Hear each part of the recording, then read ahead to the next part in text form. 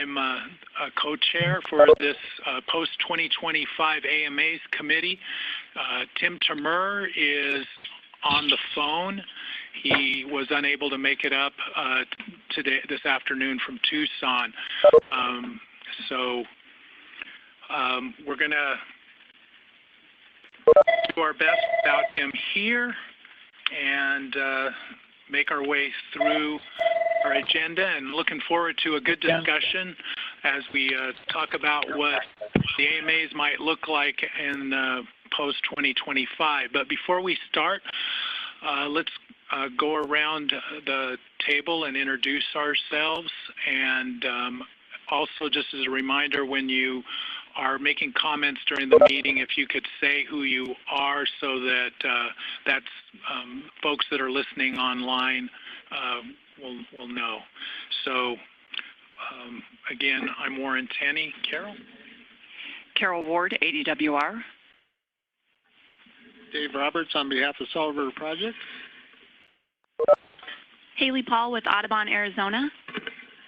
Ron Dobo with the Northern Arizona Municipal Water Users Association. Eric Brown, Town of Gilbert. Terry Sue Rossi, Arizona Water Company. Doug Dunham, EPCOR Water. Aaron Andres, City of Phoenix. Ooh, that's a hot one. Sitting in for Cynthia Campbell. Heidi Kosis, State Land Department for Lisa Atkins.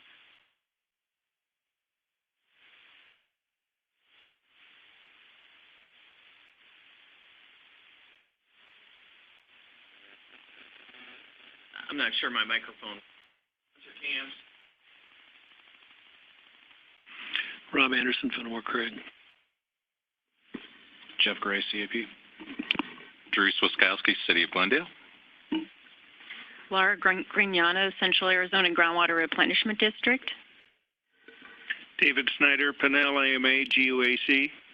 Kevin Rogers, Arizona Cotton Growers. Patrick Bray, Arizona Farm and Ranch Group. Sarah Porter, Kyle Center for Water Policy. Great. And then on the phone, Tim, are you there? Hi, Warren. This is Tim. Can you hear me? Yes, we can. It's a little low, but we hear you. Okay. So, and I believe we have also Javier Sedovich from Goodyear. Are you on? Yes, sir. Here I am.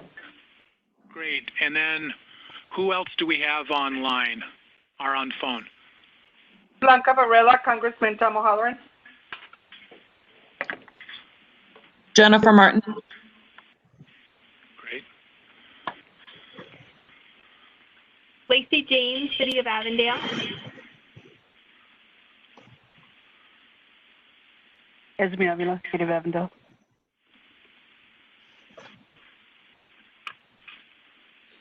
Eric Haller.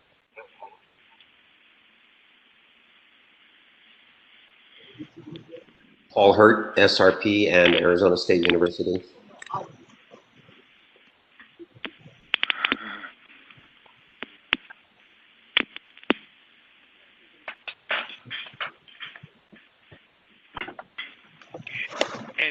Anyone else on the phone? You guys were really good at, being succinct and not all jumping in, so that was great. Hello. My name is Tom Osterday, and I'm with Trout Unlimited.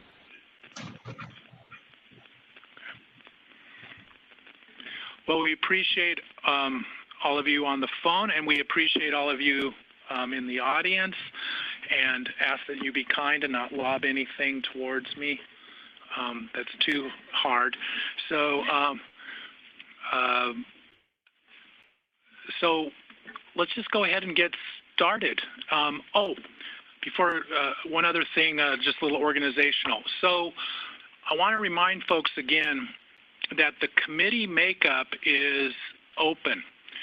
We welcome all the folks that are here at the table, and if there are more that want to be here, we'll continue to expand the table. If you're really wanting to participate in today's discussion, I suggest you feel free to join one of these side chairs, so it's a little easier for me to see. And so just wanted to reiterate that this is open. We're looking for participation from all three sectors, all AMAs if possible, and so again, all are welcome. So wanted to start off with just a quick reminder. We mentioned this last week with the Governor's Water Council that the goal of this committee is we have the opportunity to look back over what has happened in the last 40 years since 1980 and to look at what we have accomplished with the Groundwater Management Code, the Assured Water Supply Rules, and how we have managed the AMAs. And so it's an opportunity for us to look at, well, what could we do better?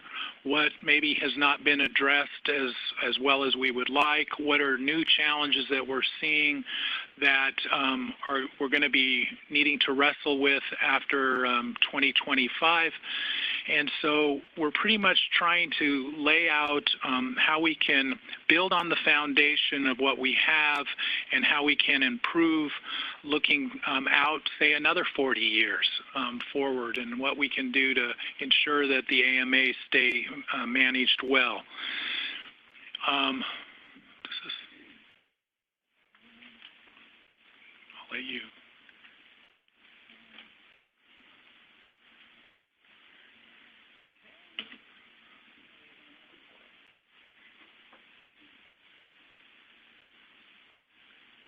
Try next. See if it.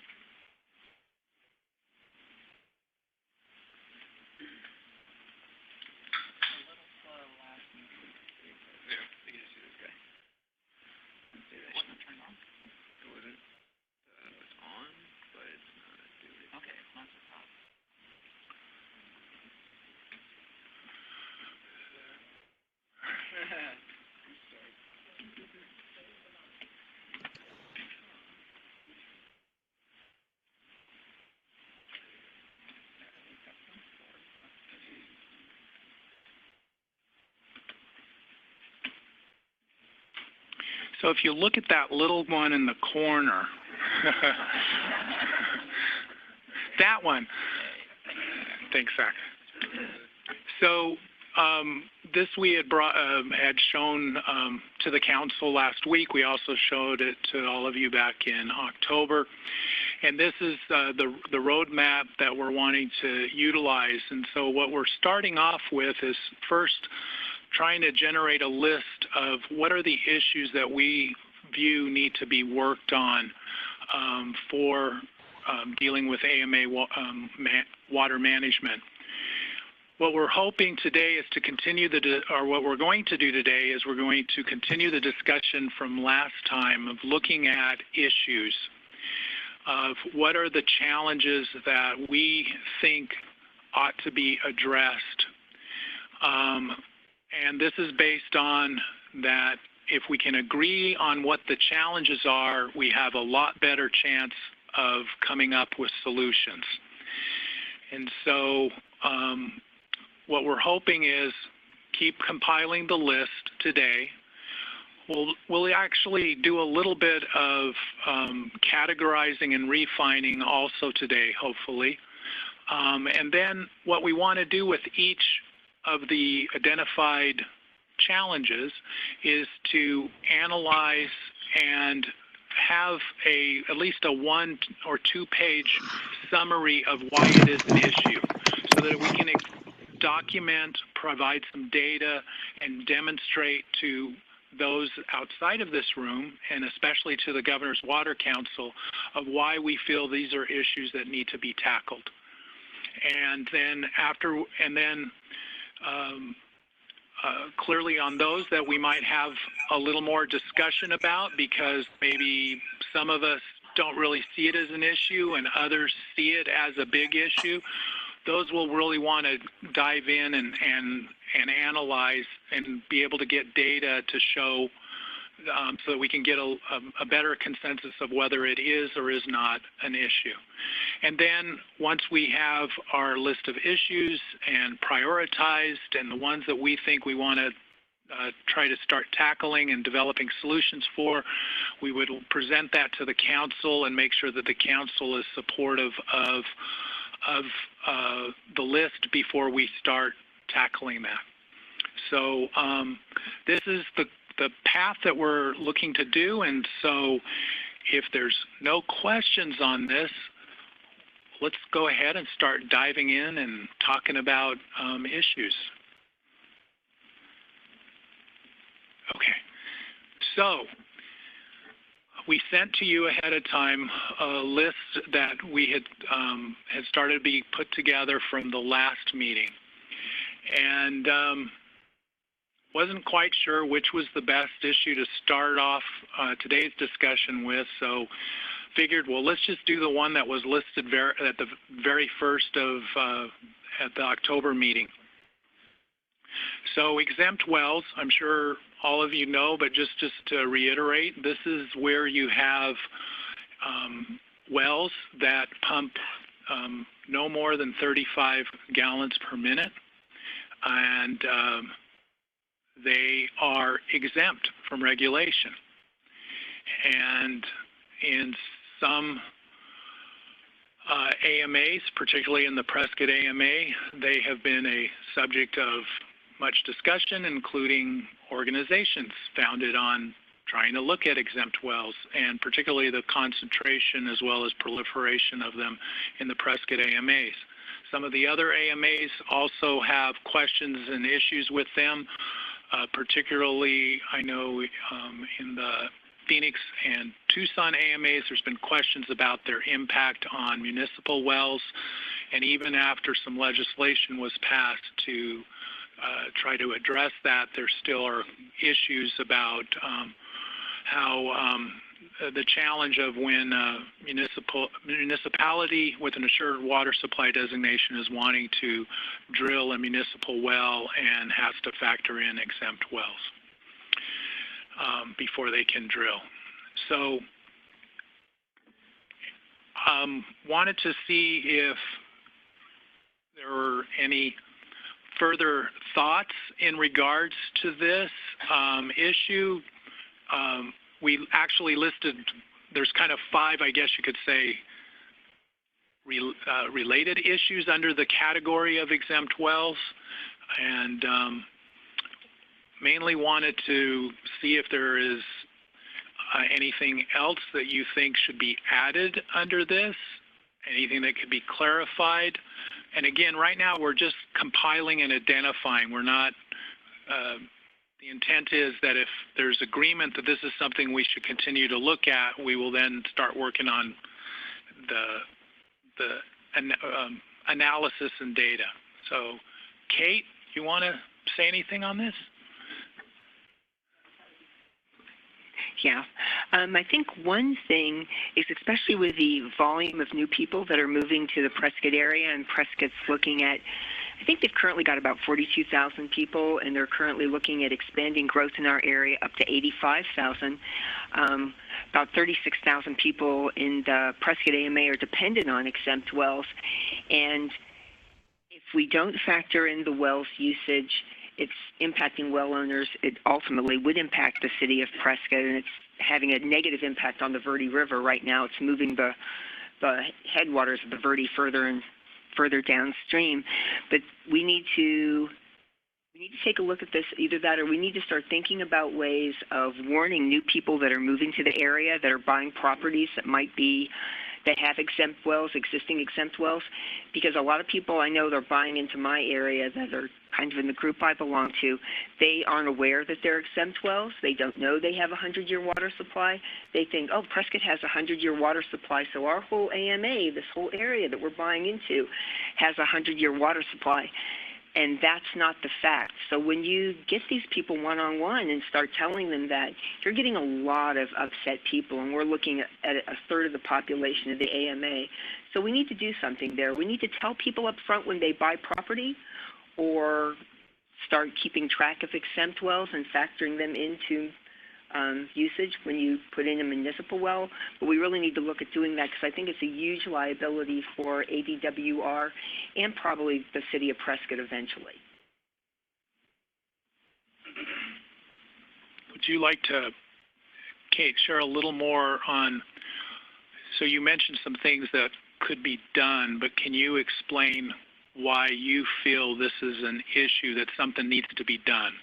I think you touched on it a little bit, but just to provide a little more explanation of why you view this as a challenge or an issue or a problem that we need to address. There was a proposition passed recently, and unfortunately I'm not really good at remembering the proposition number, but I think you guys eventually might have some exposure to class action suits if we don't do something. Can I don't think we should be driven by a threat of a class action suit. I don't actually think that's for real. There are special rules related to being able to sue the government, but I do think we should be driven by good water management principles. But if we decided that we needed to worry about exposure to liability, or that the state we should probably get the opinion of counsel for DWR or someone else. But that shouldn't get in the way of thinking about good water management and the best possible water management. Well, in the interest of good water management, it is probably in everybody's best interest to inform their neighbors or people relocating to the state, because we get a huge influx of people when there's tornadoes or a lot of wildfires on the West Coast, or if there's hurricanes. We get a huge influx of people. We do. And if they don't know up front what they're moving into, you're looking at a huge influx of upset people and possibly people without water. So where do you go then? Do they all leave and abandon the houses, and then we have another real estate crisis? Doug? Under state law currently, there is a notification process that's required. So every time you buy a house, whether it's a brand new subdivision or you're buying a used one, there's notification of the water supply, where it's coming from, and if it is being supplied by an exempt well. Now, it's buried in that stack of 10-foot-tall papers you sign when you're doing your mortgage and everything else. So there's a notification process, but maybe we need to look at, is there a way to make that clearer on where that information, where it's at, how to get it out to folks. Does that extend to the second, third, fourth, and fifth seller? So this notification, sorry, Doug Dunham with Epcor Water, and to answer David Snyder's question, got you covered. Yes, that specific notification, so under the, outside of the AMAs, under the Water Adequacy Program, the official water report only goes to the first buyer. This particular notification, each realtor has to provide that information to the buyer of the home. So no matter how many generations down the line you notify on the basic services, cable, telephone, fire, all those kind of basic utility type things, and that extends then to the water services. Does it actually spell out what having an exempt well in Arizona means? Again, Doug Dunham, Epcor Water. I do not remember. It's been many years. We worked, actually I think Spencer helped me with this too. We worked on some of that notification a couple years ago at the legislature, and there's some very specific language that's prescribed by the legislature it has to be in there. I don't remember the details of exactly how much it explains what an exempt well is and what the likelihood of long-term water supply is. Maybe that's one of the things we need to look at, is to spell out to people that if they're purchasing a property with an exempt well, they do not have access to a 100-year guaranteed water supply. And in some cases, I know in our AMA, they might not even have access to a 5-year water supply. Natalie, you want to answer? Sure. Natalie Mast, ADWR. So it might be helpful to clarify that some users on exempt wells are within subdivisions and some are not. So the assured water supply rules that Doug mentioned would apply only to those users that are within subdivisions. So outside of those subdivisions, those same protections do not apply. Does that apply to wildcat subdivisions as well as real, for lack of a better word, subdivisions? Those what people call wildcat subdivisions tend to be subdivisions that don't fall within the legal definition of subdivisions, and so don't have those same protections. So but they're still getting the same notifications? Yes, they are. Are they? So, Okay. so again, that lot notification goes per lot, per house sold, after the fact. And again, it's not always super clear for folks. I understand that, but there is a notification process that's outside of. So Natalie is correct. If it's a subdivision that is a dry lot subdivision that is a 6 or more lots, it does fall under either assured or adequate. So it does have that assured supply certificate if it's a subdivision. If it falls outside of that, the wildcat type things, it will not have the assured supply review, but that lot by lot notification per seller has to continue down the chain regardless. So I know Leslie wanted to make a comment, and then I think Ron had a comment. Just one thing though, this is all helpful. I think it's important. Again, we're kind of talking about solutions. Let's make sure we're defining what the problem is. And I think a lot of us were really close to exempt wells, but for some folks maybe as we move away from this room, may not fully understand what the problem is. And so I think it's important to look at why this is an issue with water management and such. Anyway, just wanted to throw that in. Leslie. Thank you. Leslie Grazer, City of Prescott. Just jumping back to your slide there and adding to your list. I know we're only talking about AMAs here, but it's Yavapai County as a whole that has quite a few exempt wells in it and ongoing. So it's impacting, if you're outside of that AMA zone, it's also occurring, which also affects the area inside. What I think would be helpful is to have a little bit of look at the compliance side related to exempt wells. It's just, I think it's fallen by the wayside a little bit, and maybe having those things improved would help in these discussions. I know that you have your outline and what you're looking at, and we can't jump ahead, but I think we need to be looking at how you're going to integrate all this. Exempt wells, there's language throughout statute about it, and sometimes it doesn't align very well with something, say, on the assured water supply statutes, and so that puts these programs at odds, and then it makes it more difficult for those who are trying to follow regulations, such as the city, those who have exempt wells are private well owners, what's going on there.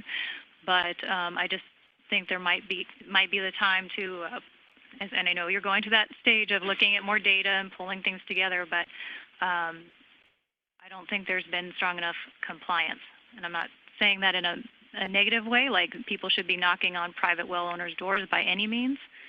But if you're relying on information becoming into models and understanding what's in use and how it's being used, you need to probably up that a little bit and also have some more discussion about how you actually, once you run into the Wells 55 database, you're there. But then what? What happens there after that? Unless we have an action as we've had up in Prescott where somebody's like, oh, well, there's a 12-inch diameter well, or it could be a 24-inch diameter well, open. Okay, that affects everybody's aquifer for having things dumped or safety hazards, and I know you have well capping programs. But bottom line, I think we need something on the list related to how has the state been able to work with exempt well owners, and how do they maintain understanding of how much they're using, safety aspects, water quality, those kind of things. Thank you. Thank you. Ron? Thanks, Warren. Ron Doba from NAMWA. And in listening to the information that Doug was sharing with us, a couple of questions just came to my mind as far as the real estate transaction goes and the notification regarding exempt wells. Where is it actually identified? On what piece of paper when somebody buys a home or something? Where's it identified? Spencer, do you know?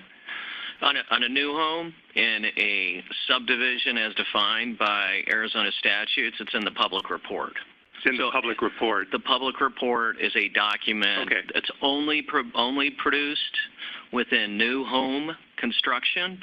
So it's not in wildcat subdivisions. It's not on a single custom lot somewhere off in the hinterlands. If you're a legal subdivision, there's two major requirements under state law. Number one, you can't get zoning unless you have a certificate or you're in a designated area. So you can't get your zoning until you prove that 100-year shared water supply test, number one.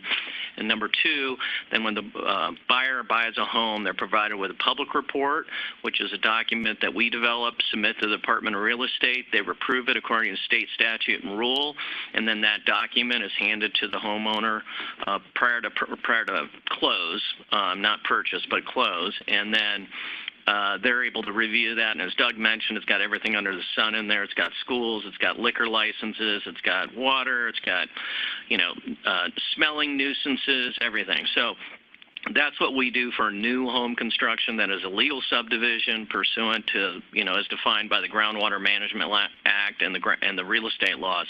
So it relates to resales. Doug mentioned we've done some work on that.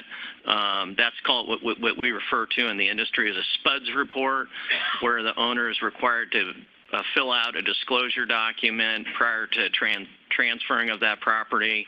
That has some water disclosure information. I'm in Doug's school. I don't remember exactly what it says because my industry obviously doesn't engage in the resale market. We're new home only, and I'm well versed on the new home side, but not on the resale side. And there is a document that does require disclosure, and I think that was updated by, Senator, was it Griffin, a couple years ago. So that's where they would be able to see that they have an exempt well. But to Doug's point, it's either an assured or adequate disclosure. Depends on what the source is, depending on where you are. And the wording that's included in there, is that spelled out in statute? Spencer Cam's.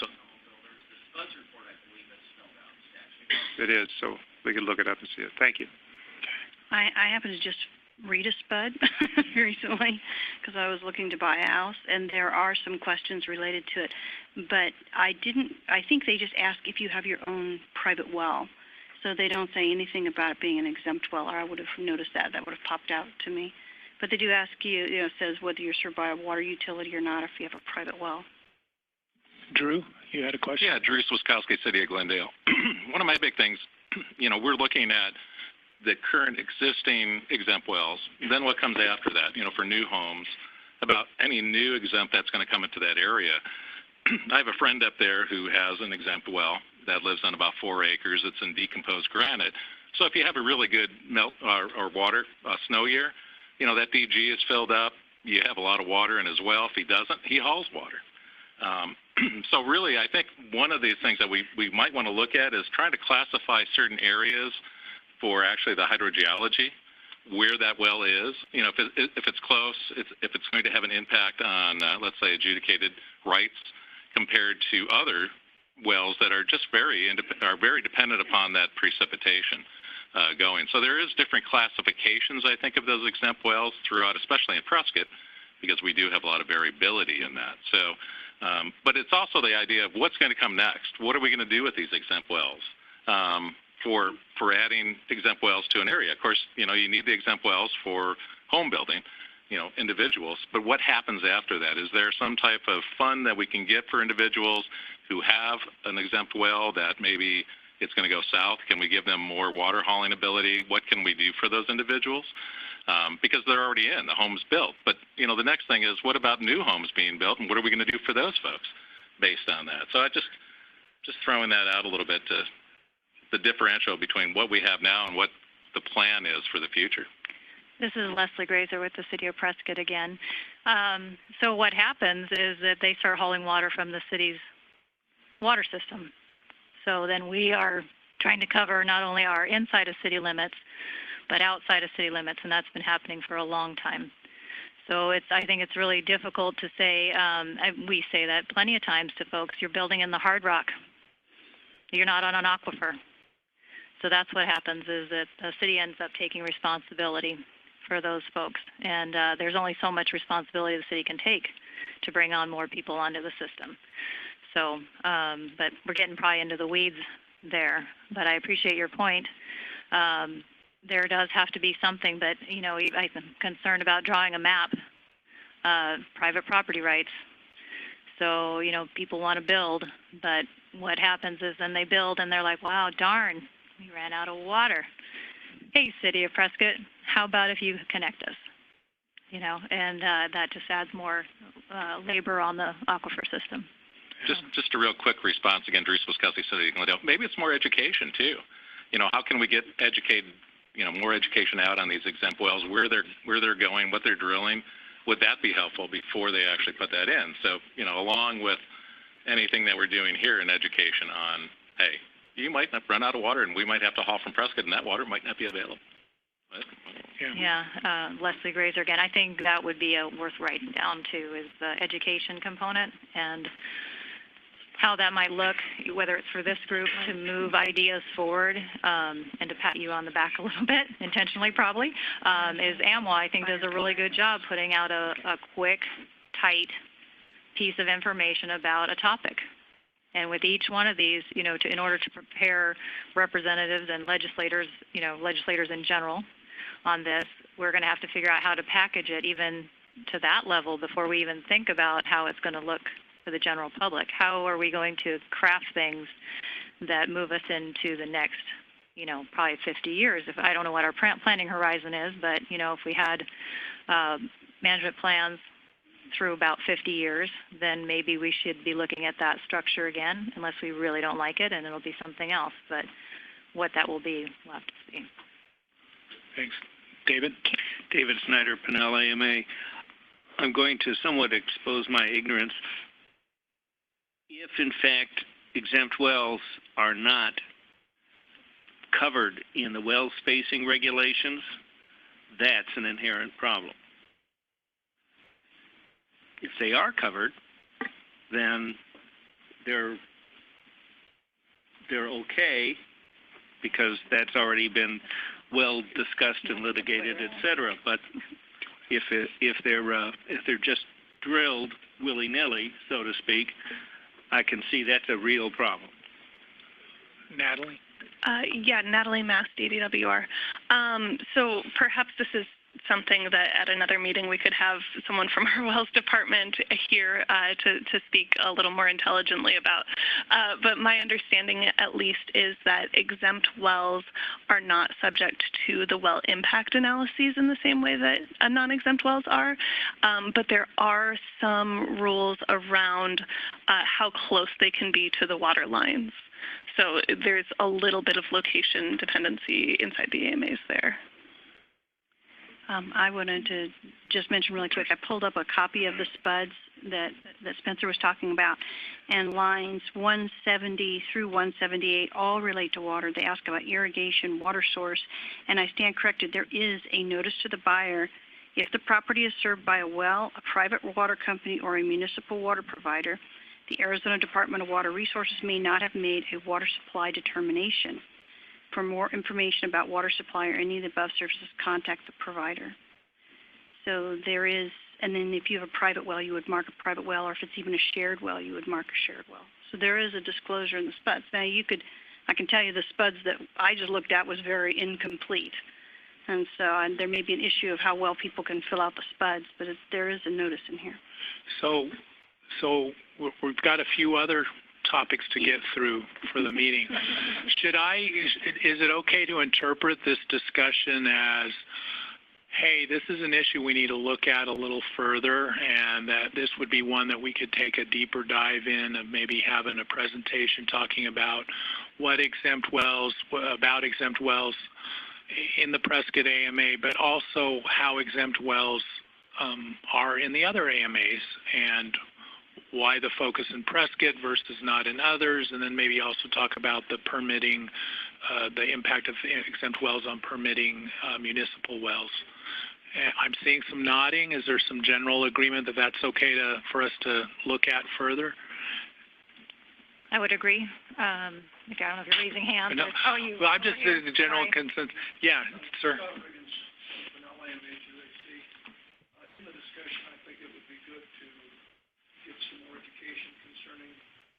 Entity puts a CCNR to the river over a swath of land, exempt well drilling becomes prohibited.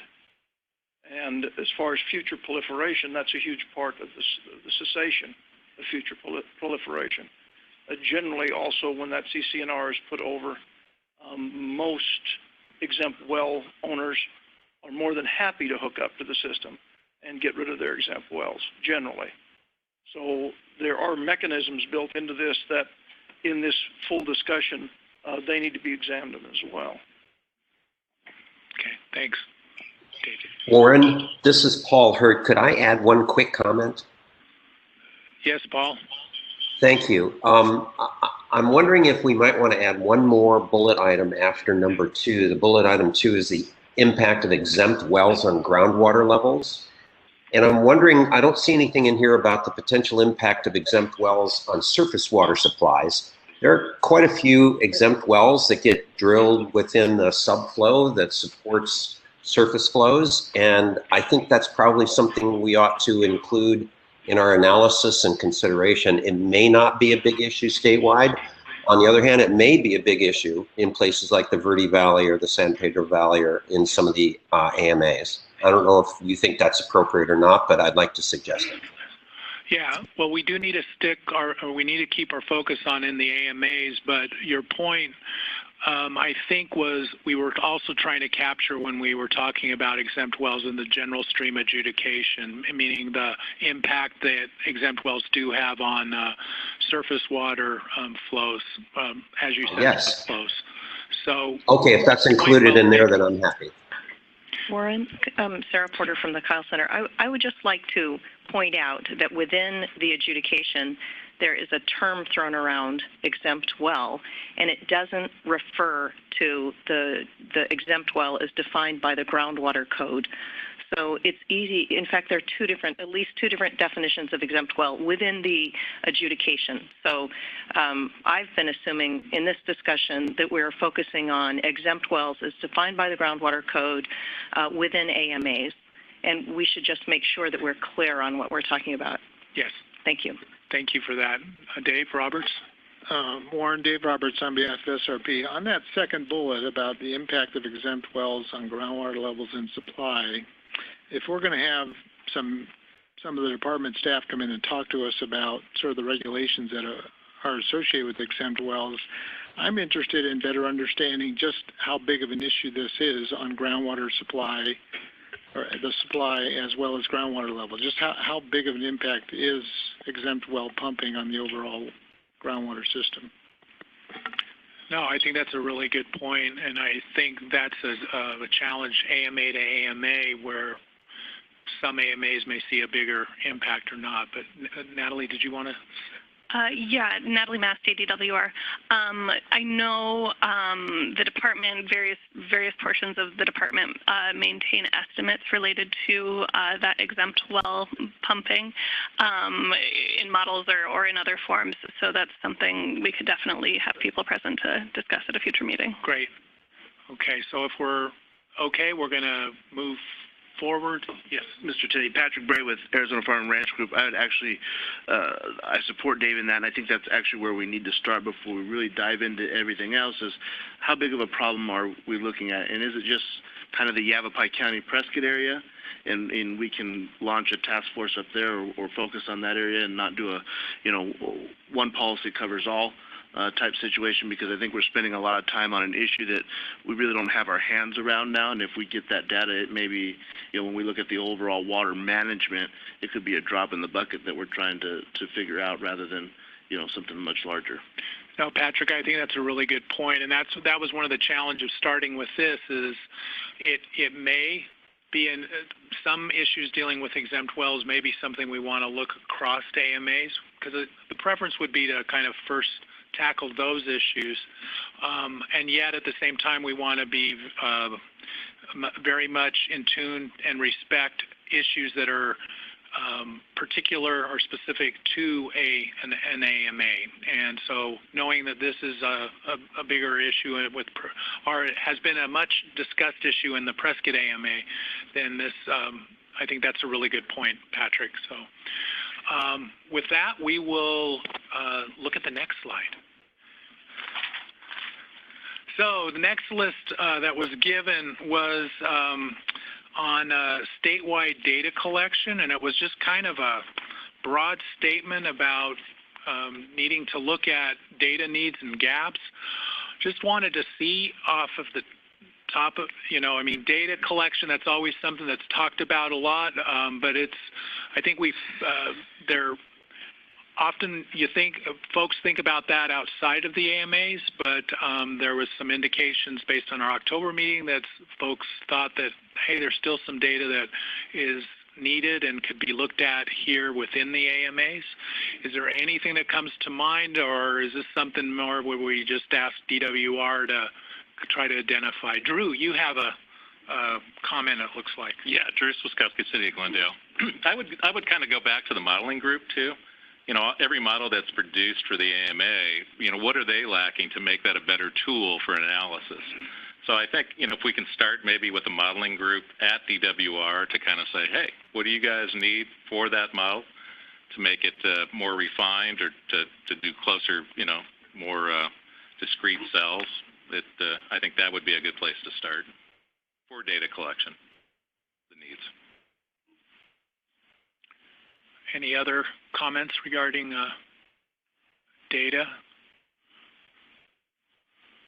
This may also end up being some more of less an issue and maybe more of a how do we get to some solutions area.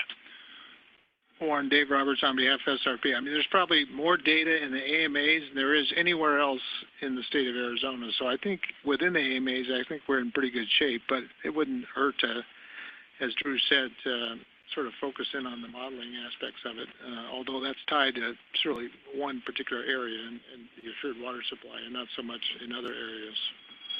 So, and that may be something where we could ask ADWR if there's some area that they feel that they could use a little more data in.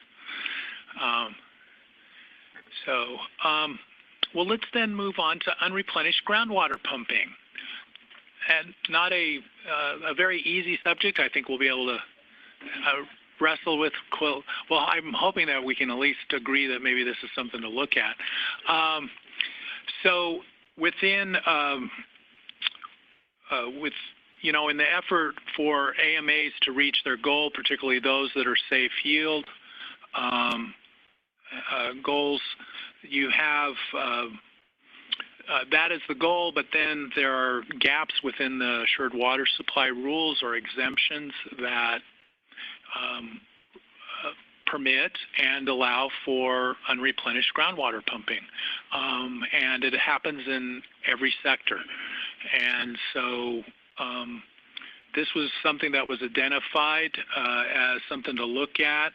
I think this is an area similar to what Patrick had mentioned on exempt wells, that maybe we just need to educate ourselves and really take a look at what is the unreplenished groundwater pumping that is occurring in each of the AMAs and within each sector, so that we have understanding of that.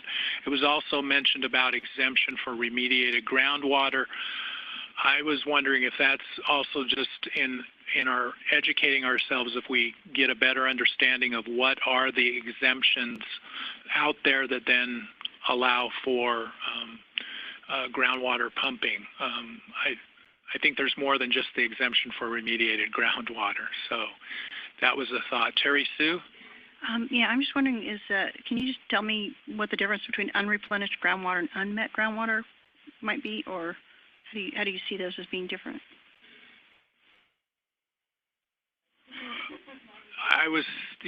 What's unmet groundwater? Pinal knows. That's been talked a lot there. So Doug Dunham, EPCOR, in my mind at least, the unmet groundwater, unmet demands of groundwater is a case like in Pinal we're looking at, where we have assured water supply modeling demands that have been put into the model, that the model does not show there's sufficient groundwater during the 100-year test period to meet the entire demands during the entire 100-year test period. The unreplenished groundwater to me is either grandfathered or special exemption groundwater use that does not require the replenishment activity either through the party's own activity or through a organization like the GRD that puts the groundwater back into the aquifer. Somebody else may have a different idea.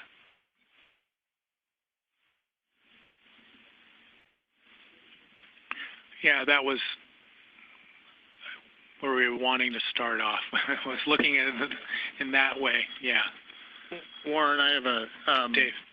I think what you mentioned in terms of better understanding how much unreplenished groundwater there is and in which sectors, but also knowing where that is within the AMAs so you can take a look at specific areas to see if there might be something that needs to be done in addressing those issues in those specific areas. Just something to think about.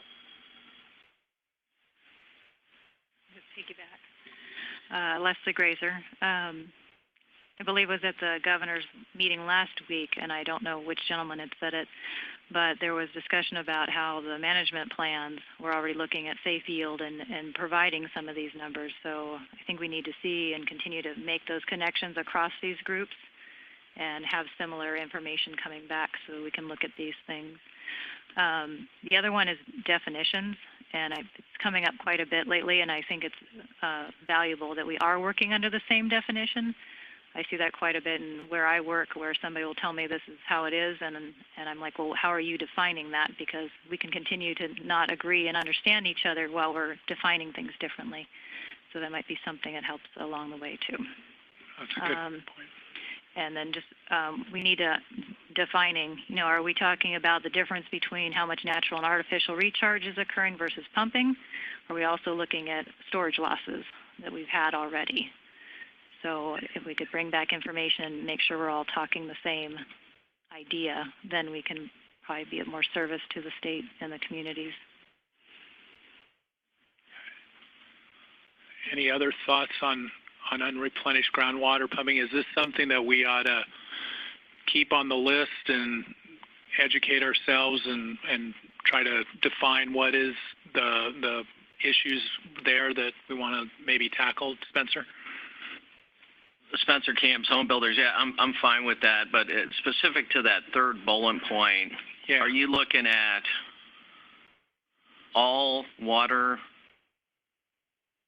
uses that essentially don't fall under the Assured Water Supply Program? Is that what that third bullet is about? I believe that's what the intent was.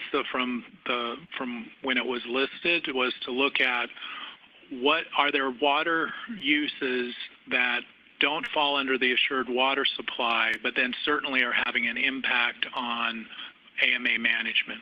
Okay. So. Okay. Yes, David. David Snyder, Pinnell, AMA-GUAC. This may be somewhat of a hand grenade, but I think there's also the issue of replenishment within the area of impact. I think that is part of the issue with regard to dealing with unreplenished groundwater pumping. Sometimes, it is replenished, but in a far corner of the basin or the AMA, and not within a reasonable distance, what some would call a reasonable distance of the actual impact. And I think that's part of the education issue and part of something that we may want to take a look at. So that's a great segue to the next slide. So if there's anything related on the unreplenished, but the issue that David just brought up is the issue on for the next slide. So Dave Roberts. Dave Roberts on behalf of SRP. I understand the replenishment in the area of impact not occurring maybe in the same area, but we also have the other side of the coin, which is recovery in the area where the water wasn't recharged. And so we have to look at both of these, not just one of them. So I think if we're going to cover the replenishment issue, we ought to also deal with the recovery associated with recharge too.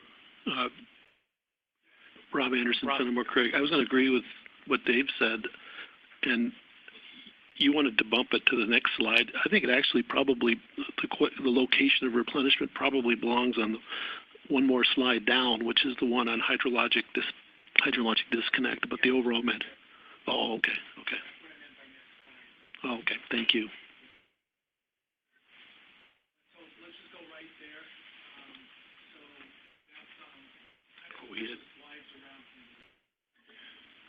Kind of switched the slides around from the list because thought it was important to bring this up first for the same reason that Dave Roberts just noted.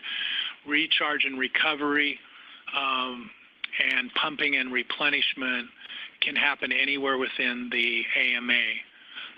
And this has been a topic that at least I recall being discussed for many, many years. And we have yet, I think, really been able to grapple with it or figure out a solution. And I think it's important that we try to really understand what the issues are, what the problem is with this, and in hopes that by doing that, we may have a better success at coming up with a solution. But as had been noted, this gets into the whole issue of sub-area, sub-basins, sub-regional management, and all of that. And so does this seem like something that we should be diving into and looking at further? I'm seeing heads nodding. Related to this, or potentially related to this, is issues regarding the depth for groundwater withdrawal. Some areas, locations, while AMA, you can go 1,000 feet in the Phoenix and Tucson AMAs, 1,100 in Pinal, there are still maybe areas or regions that you can't ever reach that level, or questions about what kind of impact you will have on the aquifer if you do, even if you are able to go down to the regulatory groundwater level. And so that was suggested as something to look at, also as we're looking at the hydrologic disconnect. Doug. Doug Dunham, EPCOR, just wanted to point out that depth limit is strictly limited to approvals of a new assured water supply. So as you pointed out, there are areas in the AMA that may be much deeper than that. You are still legally allowed at this point in time to drill to China if you have the money to do so and pump. But like you said, there's lots of areas that are much shallower than that, and if we just rely on assured water supply depths, then those areas do become dewatered in the projections. Thanks, Drew. Yeah, one of the things maybe as an issue would be, are we going to be seeing more recharge or less in the future? And one of the things that you have to look at is the trend for effluent. Is more DPR going to be occurring in the future? So if we're looking out 2025 and beyond, talking to most cities, there are plans for DPR out there. We've talked about on the West Valley, maybe a regional DPR, maybe getting CRG, you guys. I always mess that up, involved with that. So I think that would be something to look at. What are we looking at in the future, and what are the trends for that effluent use? And how is that even going to look at our safe yield goals? Because if you're not recharging that water, you're taking away the artificial recharge, and then you're looking at natural. So there's a bunch of issues, I think, and also tying in even the safe yield committee that's going on with the AMA stuff, really getting them in here talking to us. And I think that would be really good. What are they looking at? Because I don't know, really redefining that safe yield, what does that really mean when we're looking at all of these future issues coming up? And is it really even achievable, or do we need some other type of management of our aquifer rather than safe yield? And what are some options? Leslie? Yeah, I don't know whose hand went up first. Hi, yeah. Leslie Grazer. I think this portion here, this is the foundation of why we're here.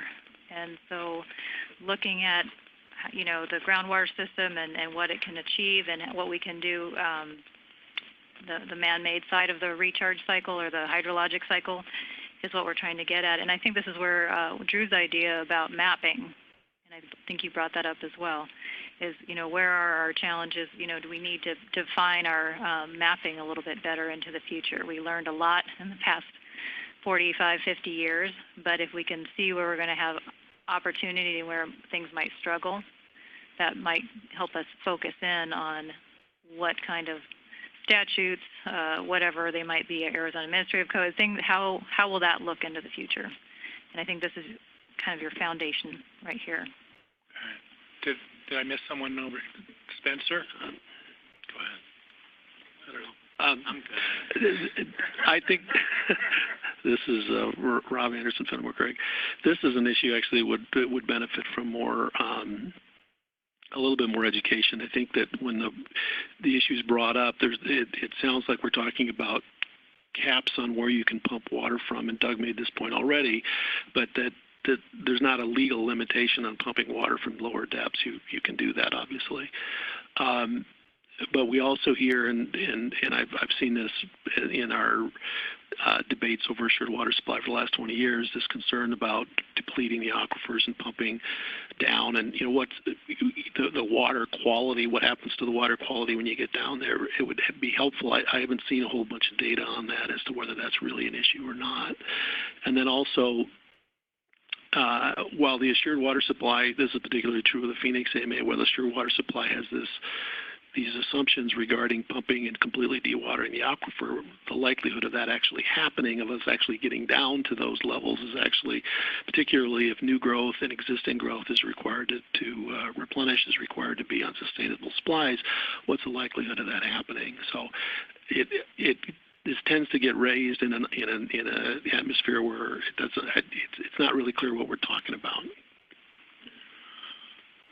So I think there's general sentiment that this is something we ought to dig into, make sure we all understand it before we're going over to the Water Council and suggesting that we look in further. It'd be really good for us to make sure we understand what we're talking about. Definitions, I agree, apply here also, of making sure we're understanding that we're all on the same page about what we're talking about.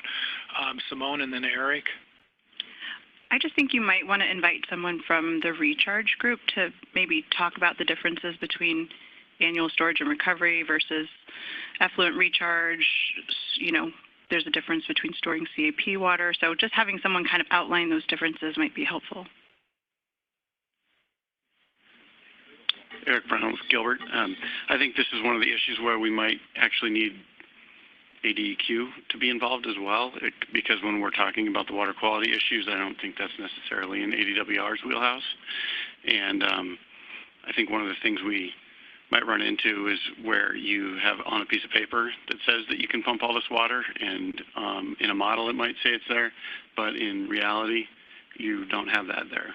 So looking at some of those realistic actual molecules of water that are available would be helpful. Thanks. Good point. So we'll move to the next issue if everyone's okay with that. So at the last meeting there was a discussion, or it was brought up, was the CAGRD, and this is clearly a topic that has been discussed for many years, and it continues to be of interest to a number of folks. But as Tim and I were talking about this, we feel it's real important that if we're going to look at anything that is closely related to the GRD, is to really define it in the broader context of AMA management, looking at how this deals with assured water supply regulations and aquifer and sub-basin groundwater management. Therefore, as we kind of talked about with the last slide, many times folks bring up, well, what about, the GRD can replenish somewhere different from where the pumping is? And it's like, yes, that's true, but then you also have the flip happening of where recharge occurs by a municipality and later where it can be recovered. So that's looking at that whole issue we just talked about on hydrologic disconnect. So when we're looking at issues under the GRD, such as questions about their future supplies, or making sure they have supplies for future replenishment, unlimited enrollment.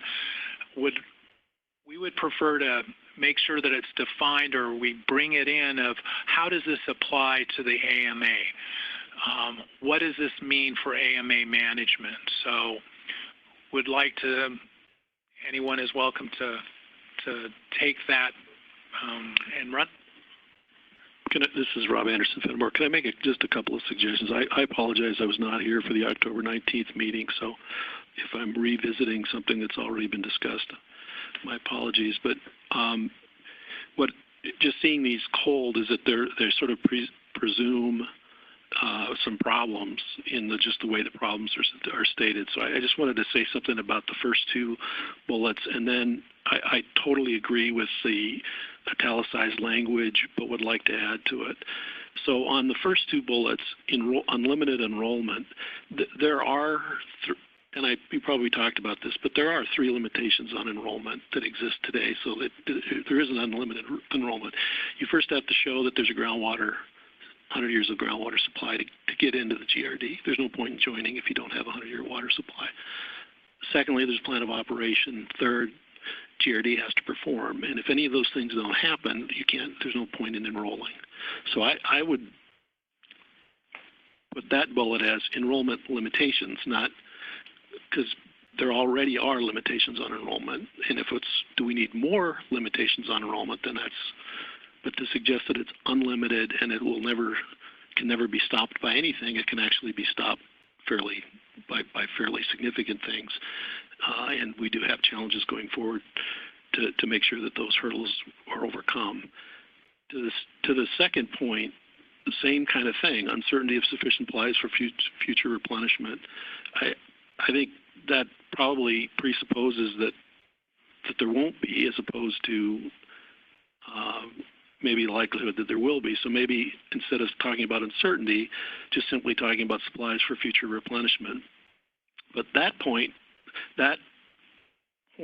points up a bigger issue, which I think deserves to be mentioned in the italicized section, which is I would add CAGRD issues need to be defined in the broader context of water supplies for growth in the AMAs, because that's really what it's about. And isolating it as GRD, gee, we don't think you can do this. We don't think GRD will succeed. We think GRD is a big problem. The fact is that our major metropolitan areas are located in the AMAs, and they have been growing, and water supplies to support that growth is an important consideration. And looking at the GRD in isolation, I think is unfairly means that all we're going to be talking about is growth for areas that are dependent on GRD as opposed to growth generally. Any thoughts or different ideas on how to look at those bullets? This is Patrick with Arizona Farm and Ranch Group. I would agree 100% with Rob on his comments. I think that you have to look at the GRD as a tool, and how do we, maybe make some changes that people may decide need to be made or not made. But I think it's a significant tool for, and a lot of my folks out there that currently own land and will be affected by what happens with the GRD over time. Terry Warren, Sue, this is Paul. We're going to have Terry Sue first, and then Spencer, okay. And then we'll get Paul on the phone. Okay. So for me, the larger issue here is just whether or not there are sufficient supplies for demands going forward. To me, it has nothing to do with the GRD, because if the GRD can't acquire these water supplies, then I'm pretty sure nobody else can either. So it just seems like that it's to embed it under the GRD makes it sound like it's a GRD issue when it's really not. It's a bigger picture issue. In my mind, the GRD is really a financial mechanism, and I agree with Rob that the GRD actually is starting to see the edges of its lifespan, and I don't see the GRD going forward being this uncontrolled thing at all. I think we're starting to see it start to taper off and having the end of its useful life.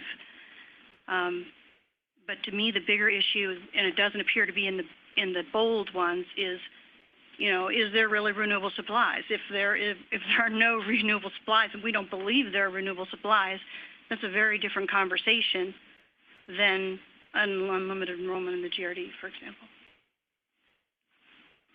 Thank you. Spencer? Yeah, I just that's Spencer Camps with the home builders. I just wanted to add on the kind of comments that were made that, you know, I mean, I've heard for quite some time the concerns about the GRD moving forward. You know, I think it's important to understand that they do have significant amount of water today as we stand based on the GRIC purchase, which we think is pretty historic. So that's been talked about a lot, but I think it's important to note. But more importantly, quite honestly, the role the GRD provides, at least residential subdivision growth, is an important one because it replenishes the water that we ultimately use to serve that development. And is what I get kind of, or what I'd like to know is, isn't that the kind of growth that you want? If the GRD was limited in enrollment or was unable to fulfill its goal and was denied approval of the plan of operation, growth's not going to stop. We're going to continue to see wildcat subdivisions. We're going to continue to see exempt well growth. So from an AMA standpoint and from our jobs on this committee, isn't methodical subdivision growth under the Groundwater Management Act that replenishes the water that it uses the best kind of growth, arguably sustainable growth, as it relates to the groundwater tables? Isn't that the growth we want to see? And to the point earlier when we talked about unreplenished groundwater pumping, isn't that the real problem? Isn't the real problem growth that takes place that doesn't fall under the Groundwater Management Act or mines groundwater and doesn't replenish it? Isn't that the hole in the puzzle that we want to look at and try and manage that in a more sensible manner than growth that actually replaces the groundwater that it uses? I think that's exactly what we need to do. Eric? Oh, so I just wanted to. I said Paul. Go ahead. Yeah. Yeah. Sure. I'm sorry. Paul Hurt. Yeah. Thanks. This is Paul Hurt. I think Rob makes a good point about the wording in the bullet item number 1, where it says unlimited enrollment. Maybe perhaps a better phrasing that captures the concern that was expressed during the first meeting is that there's currently no cap on total enrollment, and that we need to start thinking about whether we should adopt a policy of capping enrollment at a certain point. So yeah, maybe it's not unlimited, but we want to have a discussion about a potential cap on enrollment. Secondly, I would disagree with Rob about the second wording on the second bullet item. I think it's exactly right. We do have an uncertainty about future supplies, and particularly, as somebody else said, renewable supplies in the future. And I think if we're not acknowledging uncertainty and planning for a wide range of possible futures, then we're not doing our job. And I would leave that phrasing as it is. Eric? So I think the GRD has a very valuable and important role to play in water management, and that all of the discussion about changing the terminology from the GRD having supplies to just nebulous supplies for all providers, I think we should still be very specific about the GRD, because as a municipal provider, it's our job to find our water supplies and make sure that we have those supplies in place for our customers, because we have that obligation as well. Otherwise, we are limited in what our growth can get to. And if we're going to talk about the future of these AMAs over the next 50 years, we have to be willing to discuss the GRD in specifics. And so I don't think that we need to try to step back from it. How do we strengthen it? Where do we need to go in order to make it work long term?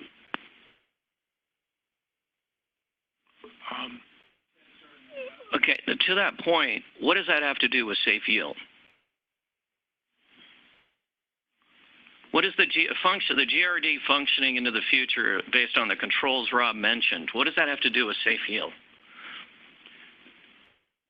By looking at water supplies availability for the GRD, ways that the GRD can make sure that development is more efficient over time.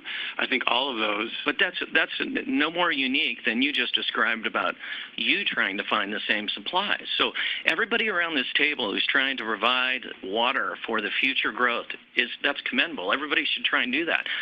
But nobody's different. And so you said to the GRD, you are different.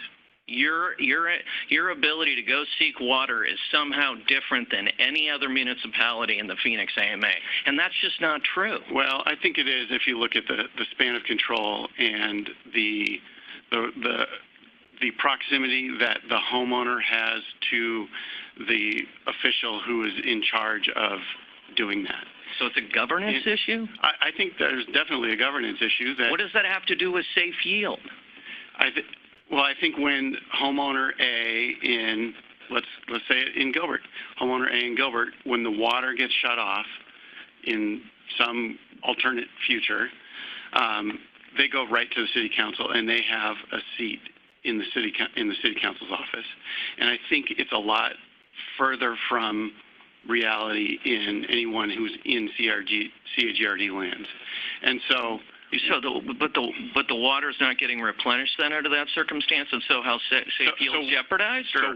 So where do they go to get the issue corrected? It's very difficult. It sounds like a governance issue, not a safe yield issue to me. I think there, if I may, or do you have someone else? Sarah Porter from the Kyle Center. There is a connection with safe yield because the GRD enables a developer or a water provider to meet the safe yield requirement by enrolling in the GRD. Very different from getting an assured water supply designation, in which case the provider has already demonstrated 100 years of water. The portfolio looks very different from a designated provider than from a GRD enrolled provider. And we have two very recent examples.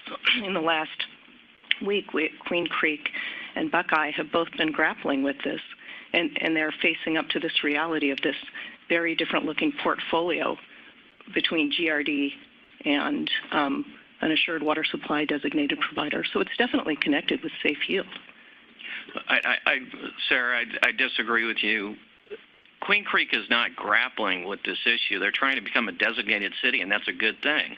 And the GRD is the vehicle for them to grow to achieve exactly that. And so to limit the ability for a city to grow and develop the tax base to ultimately become a designated city is not good water policy, quite honestly. And I don't think we're talking about, all we're talking about is getting, as I understand it, really getting a better understanding about, are there sufficient protections, as Rob said, I think very well, are there sufficient limitations on enrollment, and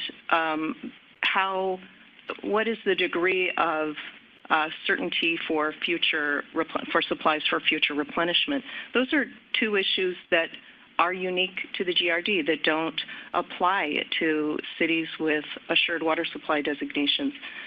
They do if the city is relying upon groundwater. They have to also prove up the physical availability. And my understanding of the Queen Creek situation is not that they're trying to get designated. They cannot prove up physical availability in order to continue being a water provider serving member lands. Correct me if I'm wrong. I think they do want to become designated. That's their ultimate goal. They may have physical availability issues, but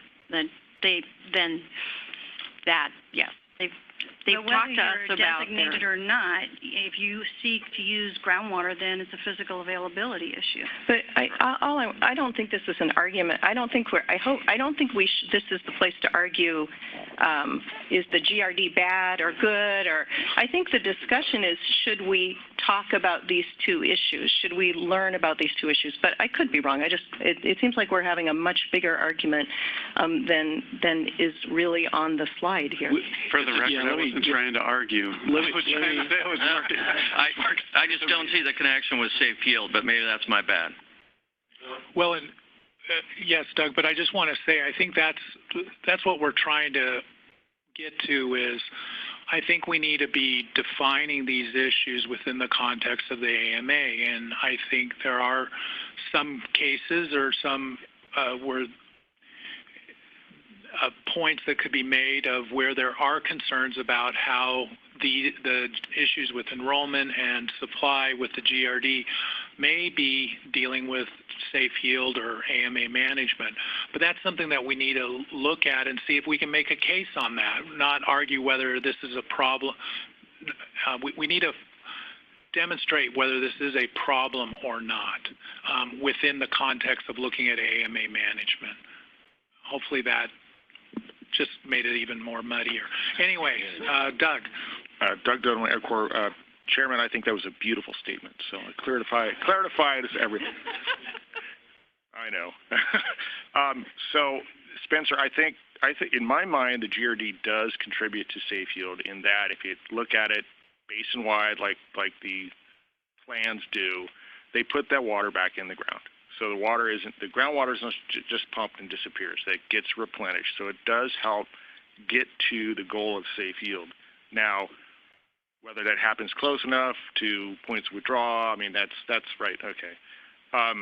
So as far as capping or limiting GRD enrollment overall, there is a review process that's conducted by the Department of Water Resources. They review the plan when it comes out. They have sections within the plan period that they have to review and approve that. And in fact, Mr. David McKay has to sign a letter every year to make sure that the GRD is in compliance with its replenishment obligation, and it happens by AMA. So there is a review that happens even on an annual basis for that.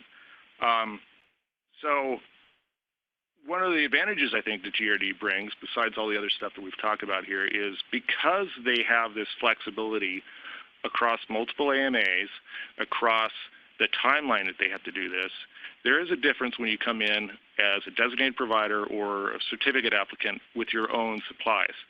You have to show that entire 100-year bucket right up front. The GRD has the advantage that they have these years of planning to cobble together these pieces of water. And in fact, they can use for this shorter time frame waters that never would have been allowed to use under a normal assured supply application. So it's a 50-year lease, a 10-year lease, or whatever. And you can cobble together, put those pieces together of these short-term water supplies that are out there that should be used. But you can't use it for a straight up and down 100-year assured supply demonstration. So lastly, then, I would like to see if we could, once we get into the GRD and start tearing it apart, no. I'd like to see this committee take a look at the current replenishment reserve requirements and see if maybe that isn't overblown, that we're putting aside too much water that isn't necessarily needed, and then also try to address the actual replenishment demands that are out there versus what these projected demands are. I know, and that can even lead into some of the assured water supply assumptions that are made, because these demand assumptions are made with DWR's water, our household demand numbers, et cetera, and we know those are continually going down. So we've set aside a whole bunch of water for these subdivisions that aren't using near the volume that's been locked up for assured supply or is on the books that the GRD is responsible for. So maybe we can tear into that and see if there's a way to kind of free some of that up, and that just will show how much more flexibility that we actually have. So with that, I'll... No, that's a good point, Doug. Rob? Yeah, I just wanted to make sure where we're coming from on this was clear. And Doug, I think I agree with everything Doug just said about looking at the replenishment reserve and those things. I didn't start by saying we should delete these items and not talk about them. I think we should talk about them. I think it's a good idea that we talk about them. I think some of the frustration you hear is that we've been talking about this for a long time. And we've typically been cast in the role of defending the GRD. It has typically been AMWA members who have been critical of the GRD because they don't generally need it, and that means that they're coming from their own perspective, and they've spent millions in developing their CAP supplies. And I understand all that. But the GRD is there because we created, we had water haves and water have-nots, and the GRD was a solution for the water have-nots.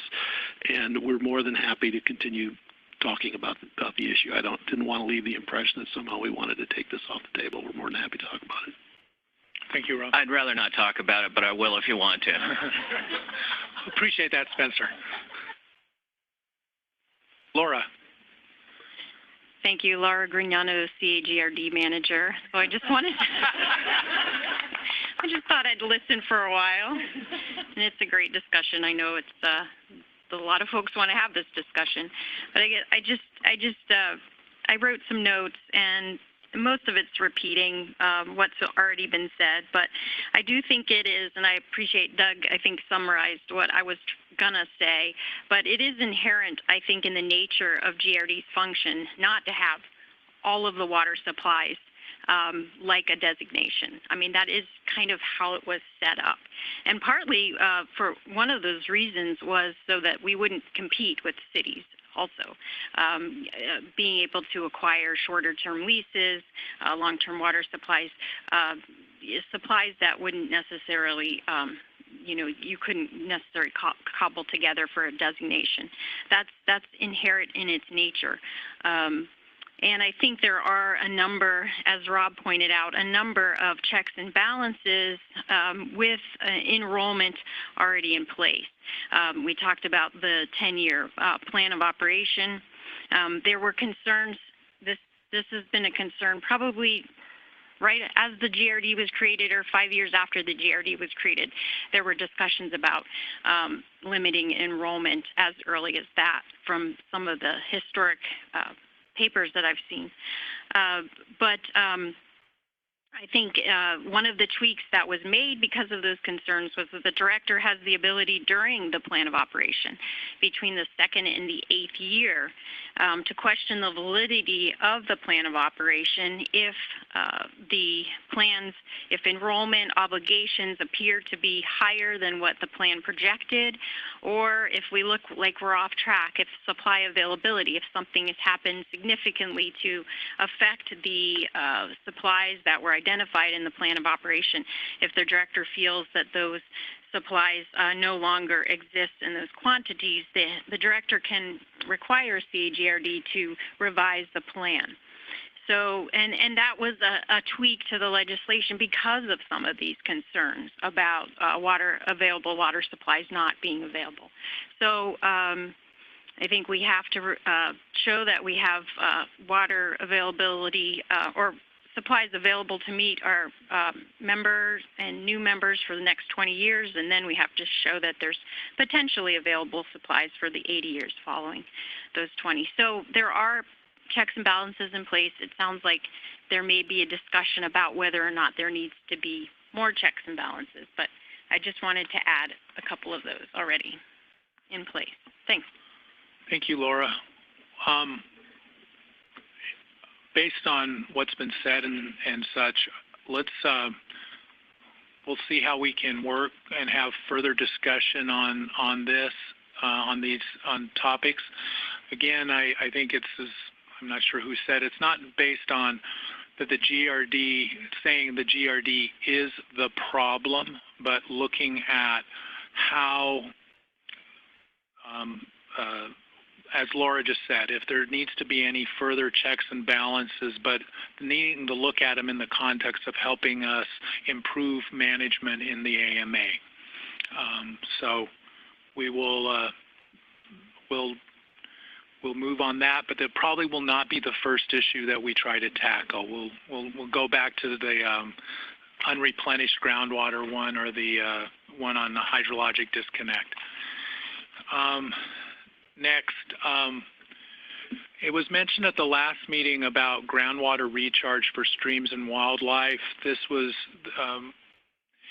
wasn't quite sure exactly what the issue is, other than the basic one that a number of folks have mentioned over the last 40 years, that you have the environment is a sector that has no right to any particular water, and yet I think there's general sentiment that the environment does play has a role in both hydrology as well as economic interests in the states. And so just was wondering if we could get a little more clarification about what the issue is that we're looking at. Doug, and then I think Haley, and then Kate.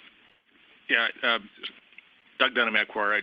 I missed the October meeting as well. So is this groundwater recharge for the environment, or is this in-stream flow permitting for, because there is a permitting process for wet water to preserve for wildlife and fish? I think I was the culprit of this one, so I'll explain my thoughts further than I did in October. So I think here is what I'm kind of throwing out on the table, and to Warren's point of defining the problem. Perhaps the problem here is a lack of incentive to develop multi-benefit groundwater recharge facilities. So is there a way to do a win for utilities, do a win for the environment, and encourage more multi-benefit recharge? And I'll just throw out an example, and I know this has implications for safe yield, but the 50% long-term storage credit accrual for putting reclaimed water in a stream or a riverbed. That's just one example, and I'm just throwing that out there on the table.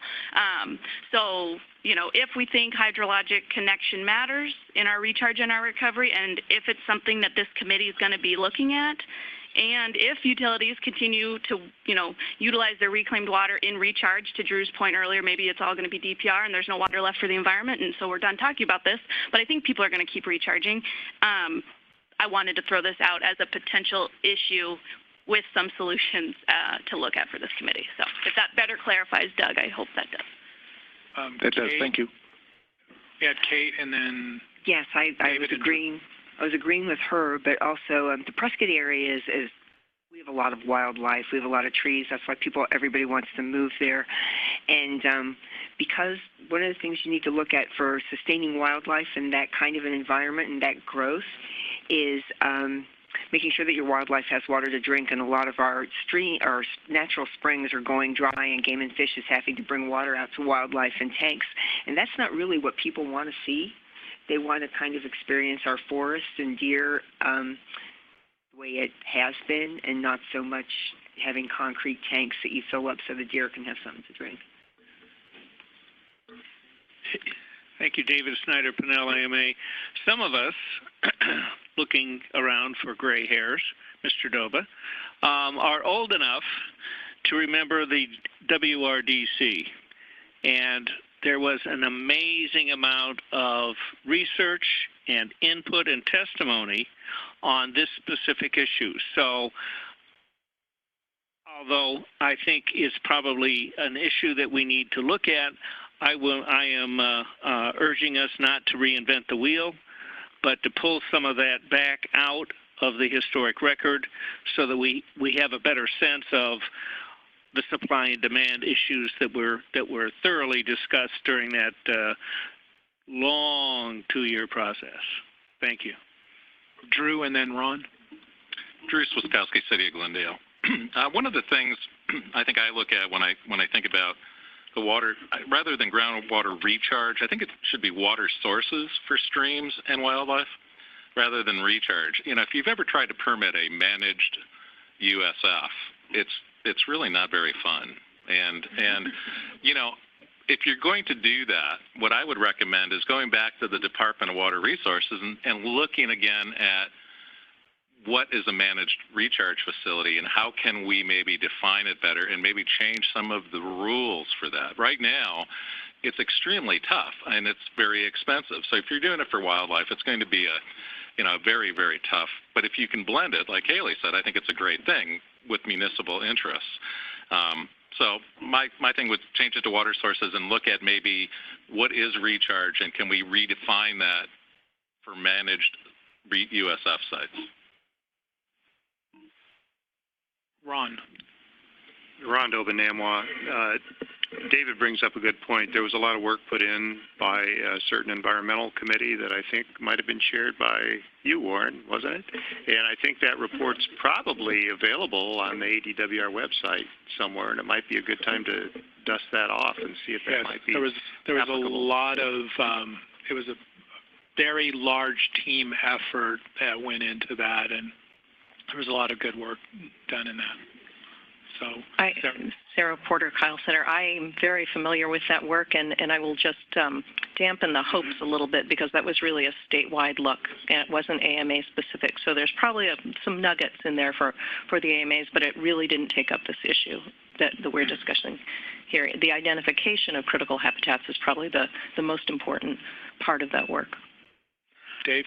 Dave Roberts on behalf of SRP. I agree with Sarah. It was a statewide look. It didn't really focus in on the AMAs. But if you look at Water for Wildlife in the AMA, at least in the Phoenix AMA in 1980 and where it stands today, I think there's probably more water in some of our streams for wildlife than it was before. So I think while it's an issue, we've made a lot of progress on this. I don't mean to dampen your work here, Haley, but there's been a lot of progress, and I think some more can be made. I think Drew's comments about maybe incentivizing some more recharge, or at least being able to permit a recharge facility that has multiple benefits might be something that needs to be looked at. Okay. Good. Rob Anderson, Fenimore Craig. Haley basically answered my question about this, and I see where it's coming from. I do think that the current regulatory structure is an anachronism. I think it was set up in a time when all this water was just being dumped in a stream, and it was this mentality of, well, you shouldn't get credit for that. And I think we've come a long way. I think that this represents some low-hanging fruit that actually can make some progress on. So this, again, maybe as we dive in and look at some of the issues, this may end up being more of a solution or something that we can look at as something to address, which kind of goes into the next one where we look at demand management. There was discussion in October about evaluating the potential for conservation. This is, of course, looking at conservation after the fifth management plan, post-2025. And I think, again, as we were putting this together, we were wondering if this is more again, as a solution, that once you've looked at the issues, then you would then maybe say, oh, we need to do more conservation in this area, or we need to do more of this, or whatever. And unless someone wants to describe what is the challenge that we're trying to address with this topic, it seems like it's more part of the solution. But so just wanted to see if anyone had thoughts on that. Sarah Porter, Kyle Setter. This may fit into the data gap category. I don't know if DWR or someone has some kinds of quantifications of the additional wins or yields we could get from heightened management that would, or if there are, what's out there that would help inform this group. Dave Roberts on behalf of SRP. Sarah, I have a question. When you talk about additional yields, can you clarify? I just mean how many more people can we cram into existing supplies, or more uses can we? And I think there's some really interesting work out there that would be worth taking a look at. I agree, and this is really something maybe for some of the municipalities to weigh in on, is the concern about hardening that demand with all this conservation and providing more growth based on conservation, and where that leads when you run into shortage situations. And so I think we have to be careful about just how far we go on conservation, but I'll let the cities who have to deal with that issue weigh in on that as well. Yeah, this is Paul Hurt again. Sarah, doesn't the report card that the Kyle Center puts together for water providers address conservation efforts? We reward or we score cities on and providers how well they're doing in their efforts to get people to think of water as a precious resource. But for kind of the other side of the reason that Dave just said, we don't simply score cities on how demand has fallen because the best conservation often is occurring, or the most aggressive conservation is often occurring in cities that have had a big problem, or among water providers that have had a problem. So conservation sometimes follows shortage or a threat of shortage, and so we have to be careful. If you have a real low GPCD, it's not going to give you a better score on your report card. No, it won't. But if you've had a decline in GPCD that surpasses other water providers, and it's attributable to a campaign of some kind, efforts to get people to reduce water consumption, then we note that. Eric? So to Dave's point about cities holding conservation potential back for a shortage, I think that's out there, but I think one of the data gaps is what are those most effective programs that cities can hold on to, or they can enact earlier if they need to cram more people in. And I think in one of the meetings, and now they're all running together, so I don't even know where it was, but one of the meetings, they were talking about agriculture, and that the department didn't know necessarily what types of programs had what levels of effects. And so I think being a little bit of a clearinghouse so that those results can be shared across different sectors, not just municipal as well, was one of the emphasis on this point. Paul Hurt had a comment on. Yeah. Thank you, Warren. Demand management is one of the issues that I'm really interested in having this committee talk about a little bit more. I agree with Sarah's comment that to a certain extent this is a data gap in that we don't know how much of our demand-supply balance can be met by demand management versus supply augmentation, and so we do need some research and some thorough discussion about when we perceive a water scarcity, it's two sides of the coin, and we tend to focus a lot more on the supply side of the coin for a bunch of reasons, but I think we need to be paying more attention to the demand side of the coin. And there's a good metaphor when we're thinking about energy resources. Demand and supply are pretty well integrated nowadays, and I'm not sure we've made that same progress with water. So I think it's not just conservation that we're talking about with demand management. It's greater efficiency of use, it's reuse, and I think we should be looking much more sort of comprehensively into the strategies that we have available for balancing supply and demand with demand management rather than always focusing on supply augmentation. Okay.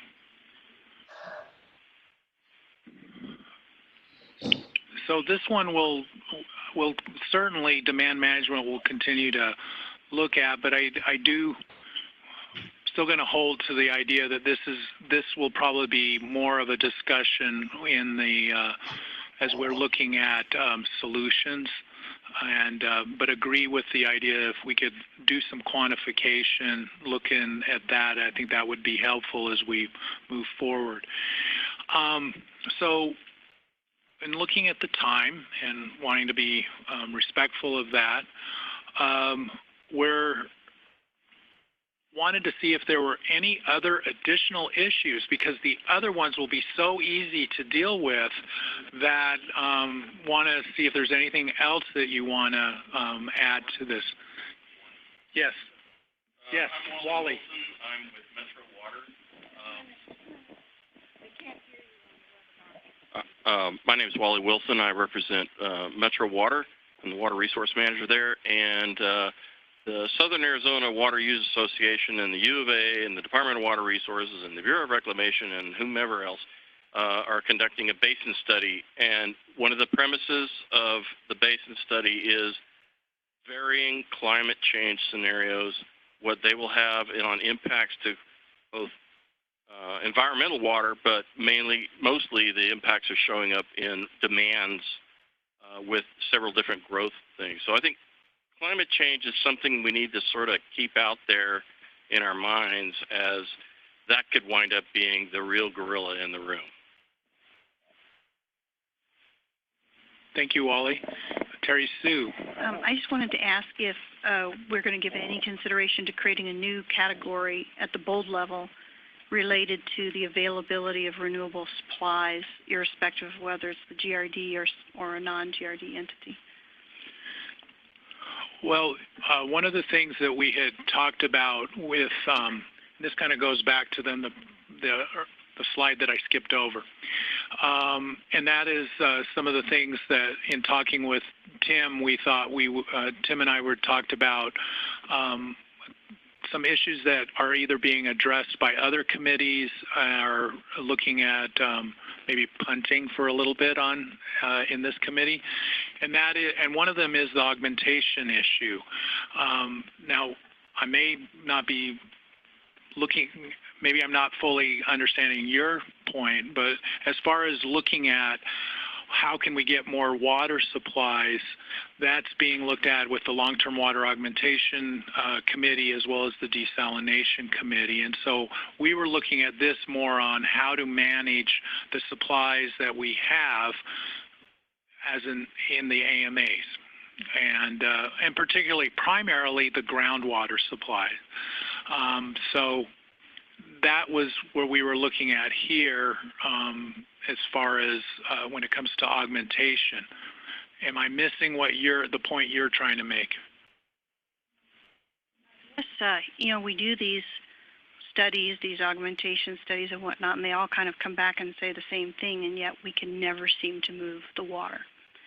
We have these situations right now, the Queen Creek situation, where we are at the face of transferring water, trying to transfer water, and I swear to God, if this cannot be done, we really have a serious issue here. If you cannot meet, if the applicant comes in and meets all the criteria, and yet the transfer cannot be approved, we have a serious problem, because all of our programs are premised under the idea that we can go out and get renewable supplies, whether it's the GRD or it's any water provider. So you're looking at what was brought up in the strategic plan by ADWR a few years ago, in that water transfers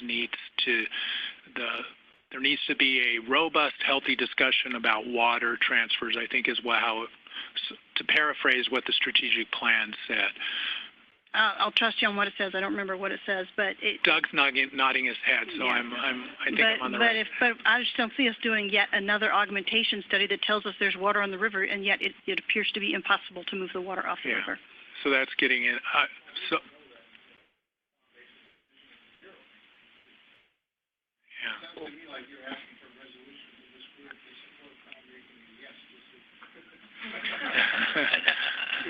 I think good idea. Good idea, Dave. I think we have an assured water supply program that says that these things have to happen. And if we do not believe those things can happen, and we're not going to create a structure that has some practical ability to succeed, then we have a problem. To that point. Yeah. To that point, that kind of statement freaks me out. And to Rob's earlier points, and to the point being made here by Terry, is that our whole system is based on getting these renewable supplies. And I don't think, at least from my perspective, I'm not looking at some kind of, Tom, you better approve this transfer kind of comment. But I think we need recognition in this plan that is a part of the economic development program for Central Arizona. We can always make decisions that renewable supplies don't need to be a part of the economic development mix in Central Arizona. That's a policy discussion we can have, and we can choose not to do it as a state. I wouldn't like that, but we can choose to do that. But to date, the policy decision this state has made is those renewable supplies are going to come feed economic growth down here in Central Valley. And having some kind of comment or point in this paper or the AMA about that is important from my perspective. Yeah. Well, and you certainly bring up a good point. And it's the only other thing that the only thing I agree with on the Kyle paper, by the way, for the record. Wow. Okay. that was a joke, Sarah. That was a joke. But go ahead. Sorry. Sarah, I'll let you comment then. Oh, okay. I thought you had a comment, not because of that, but no, I was going to say, you know, you bring up a good point, Spencer, in that we had the whole Groundwater Management Act and what we put together with the Assured Water Supply rules was based on 40 years ago, assuming that, or not assuming, but the plan that we were going to have the CAP built and that there would be renewable supplies. And now we are here in 2019, and we can see that there are potentially less opportunities to acquire renewable supplies. And so how does that factor as we're trying to manage the AMAs moving forward if those supplies they're not as robust as they were 40 years ago? So that's, I think, something that we need to wrestle with a little bit is, do we change some of our expectations, some of our regulatory approach and things to protect the better or manage the water that we have, whether we get more supplies or not? And I'm just throwing that out. I'm not advocating one thing or the other, but Sarah and then Drew. I think I liked the boundaries for just this particular committee. I'm happy with a statement in a report that recognizes this issue, but if we want to have an augmentation or a transfer discussion, we need to invite a lot more people to the party, and I think we won't be able to do the work that we just spent an hour and 45 minutes talking about. That augmentation and transfer discussion should happen, but not in this committee. This committee should be talking about the issues that were identified previously. Not to say that we shouldn't identify this issue as an important one for the way the AMAs grow in the future. Drew? Yeah, Drew Swiskowski, City of Glendale. I'm going to say a dirty word and hope nobody gets offended. Redesignation. Now, I really do think that a lot of these issues are really going to come to a head when we're looking at the redesignation process. Yes, yeah. And it's going to be a really interesting process. I think collaboration, how we're going to do this, but things come up. I mean, you look at the renegotiation, you look at how are we going to look at supplies, who's going to be redesignated, will everybody be redesignated? You know, who knows right now, but we're going to have to bring up all of these issues looking forward to the redesignation process. And I really think it's going to bring out a lot. It's going to be, hopefully I can be retired by then, but I'm hoping. But I didn't mean that. But so I just throw that out as, you know, how does redesignation, the renegotiation, all factor into these things? Because even the renegotiation could change all of this. I mean, depending on how much CAP, depending on where we go with that, you know, there's a lot of unanswered questions, I think, that's coming up in the future, and it's coming up pretty quick. Hopefully my retirement, too. So we might have to wash your mouth out with soap for bringing up that dirty word? No. No. So, no, I mean, those are, Drew, you're bringing up points that we're going to need to be looking at. And this gets to some of the whole assured water supply rules and such also, you know, where are the gaps, what are the things, and how do those help us or not with AMA goals, which then leads to just real quick, we had decided to push off more as a solutions in regards to the evaluation of AMA management goals. So we're identifying issues right now. When we then figure out how we want to approach them, then that will probably determine more of what the goals then should be for the AMAs, of whether we want to continue with the goals as they are or modify them in some way. And also with the 2017 Governor's Water Solutions conversation, that was in regards to, in that discussion, there were specific recommendations for extending the AMA plans to have 3 more management plan periods, as well as to continue the safe yield as a goal. And again, think those are things that need to be deferred until after we've had a discussion about what are the issues we're wanting to try to tackle and then what that would look like. And then finally, just want to point out that it was brought up in the October meeting some issues about supply-demand imbalance. A lot of this was in regards to what's happening in the Pinal. And that is, there's a stakeholder group that I know many of you are aware of or were actually attending this morning. And some of those issues that are specific to Pinal, we feel like we need to let the stakeholder group work on those issues, see what they come up with. And so wasn't intending to really address those here. However, there could be some issues that are raised in the Pinal AMA that really cover all AMAs. One of those that just comes to mind is I'd like an understanding or better education about the role of analysis that they play in all AMAs and how ADWR looks at that, and is that an issue beyond just Pinal AMA. But again, the issues specific to Pinal, we're wanting to let that stakeholder group grapple with that and come up with great solutions there. So, Doug? I got two hopefully are targeted potential topics, not to get too esoteric, but one of them is what I euphemistically call orphan water. This is water that isn't really clearly defined under the current statutes, and how to perhaps make that available for qualifying for storage for long-term storage credits. So specifically industrial process water, DEQ regulates that separately.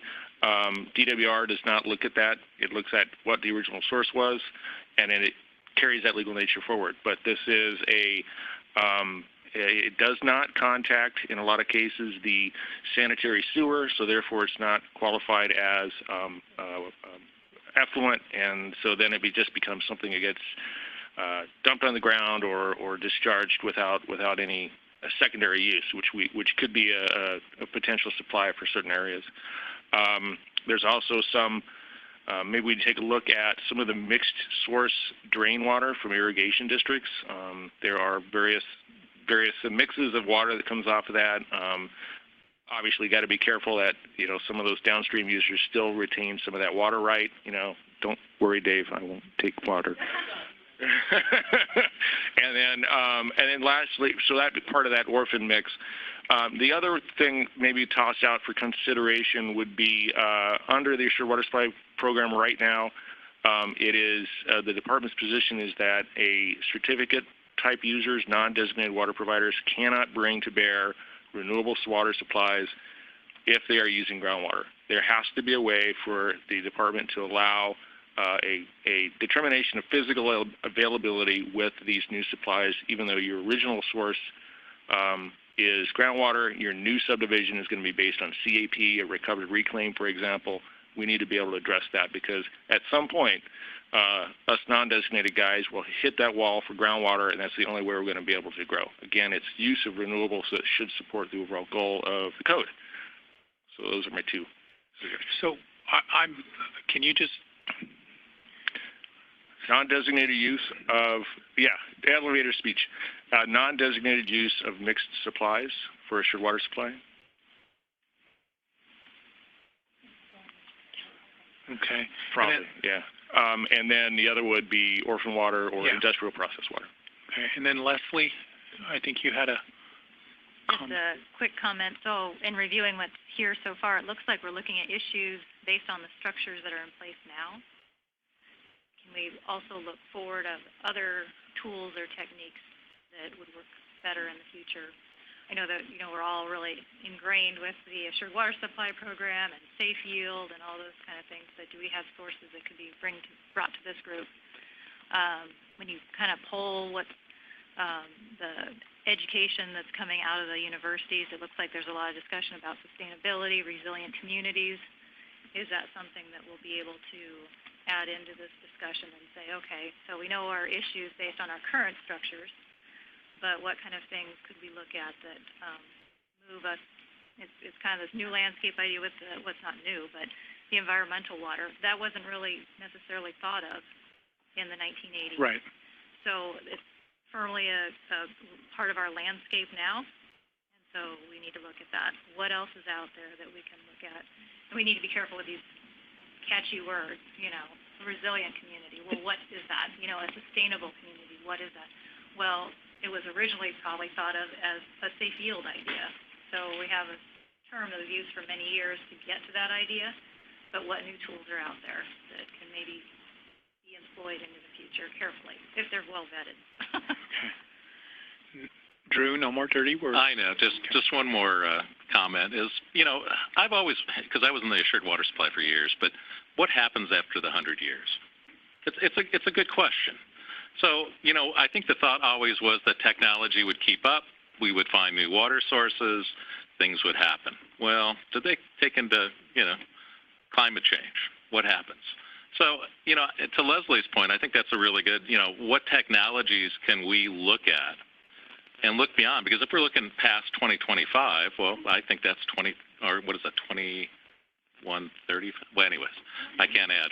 So, in 100 years, what is it going to look like? What new technologies? Because we're, hopefully we're all still here, right? That house might be torn down. I'll be retired.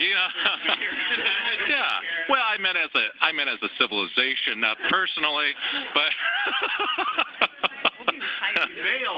I'm going to be frozen in what is that? The little. Anyway, so. But, it is a good point of what happens after that. What happens after all of these things, to sustain. And the technology, I think, is a really good, what happens after? Can we come up with, I don't know. It's always bothered me because it's 100, and who came up with 100 years? It was a bunch of guys sitting around the table go, hey, what do you think for Assured Water Supply? Hey, 100 years sounds good. That's how things happen. I think there was more to it than that, but No. Yeah. Well, put this in perspective.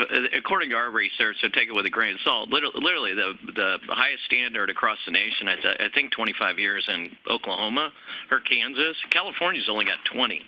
So we far exceed the groundwater, requirements for any other state in the nation. And I get your point about 100 years, but I think we also need to look at what about the industrial users that don't have to meet 100-year assured water supply? What happens to them in 20 years or 15 years? And those users of groundwater that don't meet the assured water supply test, those are the ones you got to be worried about. The least we need to be worried about is residential growth that meets the 100-year test. So, just want to, it's 4 o'clock, so we're going to try to wrap this up. And want to just say thank you for all the good conversation. Tim, is there anything you want to add as co-chair? Are you still there? He's on mute. So I'm assuming that he is saying that we've had a really good meeting. So what we will do is we're planning to, we're hoping to have our next meeting in February. We're trying to look at trying to schedule the same day of the month through the year so that it's just easier for everyone. Do we know, is it the second Thursday of the month? Okay, we will, for simplicity, we'll send out an email so that you guys have that, but the February date is? February 13th? February 13th, 2 p.m. to 4 p.m. That was not what we were hoping for, but all the dates after that will be changed in there.